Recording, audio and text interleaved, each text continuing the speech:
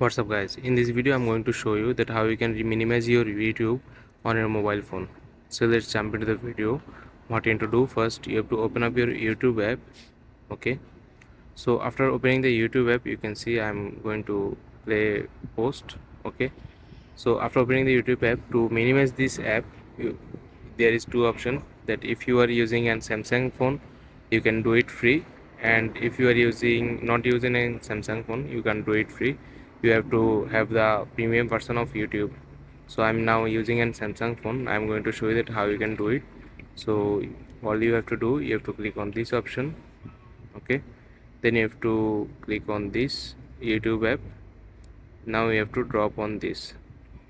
Okay, now you can see I'm now using this app. I have minimized this app of YouTube. So this is how you can minimize your YouTube app on your mobile phone. So I hope you guys find this video helpful.